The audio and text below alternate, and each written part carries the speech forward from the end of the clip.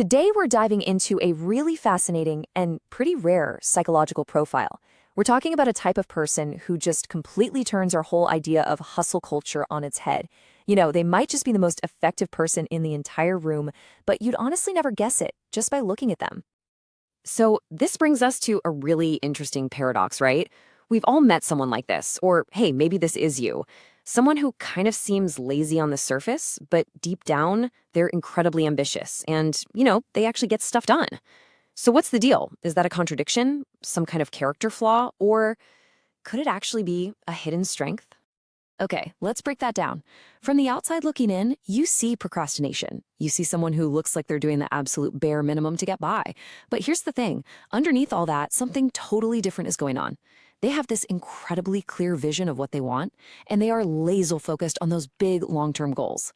Every single thing they do, even if it looks lazy, is actually part of a very deliberate, calculated strategy.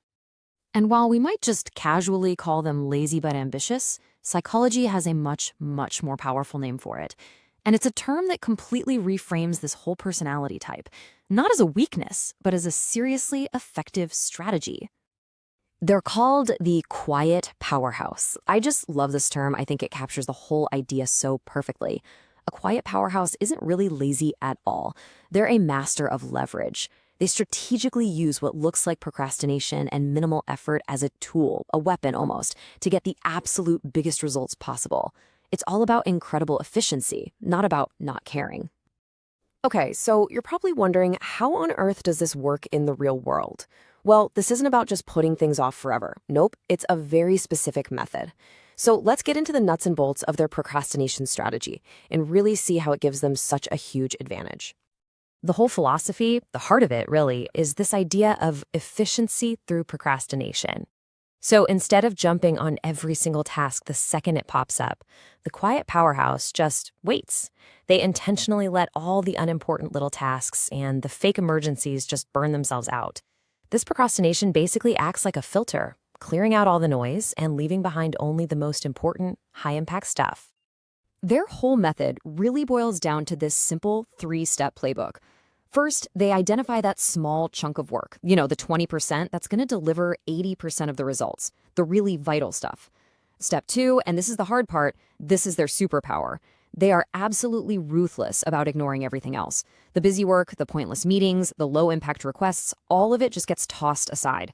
And then finally, when it is time to act, they execute with this short, powerful blast of pure, uninterrupted focus. So what's the end game here? Why go through all this strategic waiting and all this ruthless cutting? Well, the goal is simple, and honestly, it's brilliant: to get the biggest, best possible outcome with the smallest amount of work. It is the ultimate form of leverage. This chart just lays it out so perfectly. Over on the left, you've got your typical high achiever. They put in a ton of effort and they get great results. And that's fantastic, very respectable.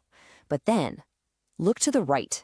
The quiet powerhouse, they get that exact same high result, but look at the effort bar. It's a fraction of the size. It's not about working less hard, it's about being incredibly smart about where and when you apply your energy. So what are the dead giveaways for this mindset? Well, they're always looking for leverage. They're asking, what's the smallest hinge that can swing the biggest door? That means they're naturally focused on the impact of their work, not just the effort they put in. And here's the big one. They have a really high tolerance for looking lazy to other people. They just don't care about looking busy. They only care about the final result.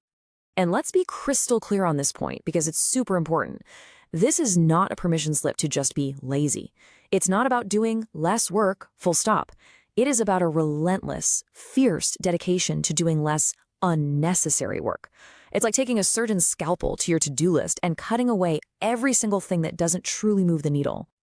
So let's turn this back around to you for a second. Is any of this resonating? Do you recognize some of these tendencies in yourself?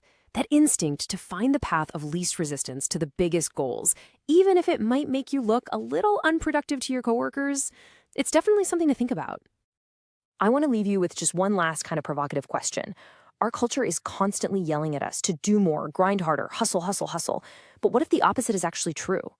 What could you really accomplish if you gave yourself permission to strategically start doing less?